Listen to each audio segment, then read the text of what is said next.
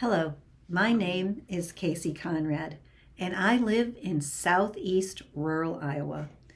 I'm speaking directly to the Democratic National Committee today because something critical is being missed. I say this with urgency and with hope. The truth is simple. Your message isn't reaching us out here, not in rural America, not in towns like mine, not in the places where barns still outnumber Starbucks and people feel more forgotten than represented. Meanwhile, the GOP has mastered a message that speaks directly to a specific demographic, mainly white, mostly conservative, men and women alike. It's not a message rooted in facts or policy. It's a message rooted in fear and identity. To the men, they say, they're taking your jobs, replacing you at every level, diluting your culture. To the women, they say, they're coming to rape and kill you. The Democrats will not protect you, but we will. That message is clear, it's emotionally charged, and it's repeated day after day in language that's simple and direct. In contrast, the Democrat Party is trying to craft one message to cover a beautifully diverse, multiracial, multicultural, multi-generational coalition. That is a monumental task.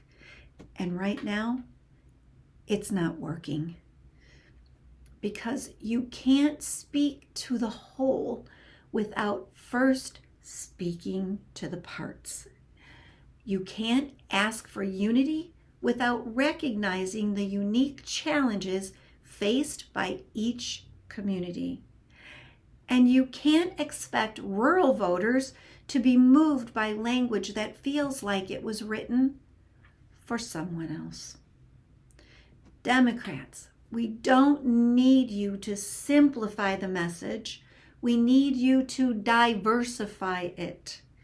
We need a vision that is expansive enough to hold all of us and specific enough to see each of us.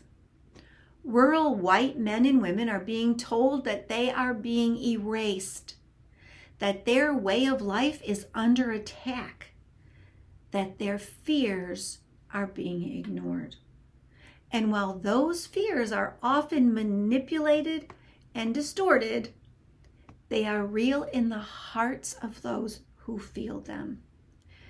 Ignoring that doesn't make it go away. Reaching those voters requires a different kind of courage, a willingness to meet them where they are without losing sight of where we're going. At the same time, we need language that speaks to Black voters, to Indigenous voters, to Latinos and immigrants, and LGBTQ plus folks, to young people and seniors, to people of faith and people who have no faith at all. Because our party is all of that and so much more. But people can't feel included in a message that doesn't speak their language. They can't feel empowered by a movement that doesn't make room for their lived reality. So I'm asking the Democratic Party to reimagine your messaging strategy, not to abandon unity, but to create it through recognition, not reduction. To stop chasing a single national narrative and start building a mosaic of stories that reflect the power and complexity of the people you claim to serve. Because out here in rural Iowa, people are listening. But right now, the only voices they're hearing are the ones stoking fear and resentment. If you want to win hearts and minds, We have to show up. We have to listen deeply. And we have to speak directly to the farmers, to the factory workers, to the grandmothers, to the teenagers, to the parents trying to hang on, and the voters trying to find hope once again.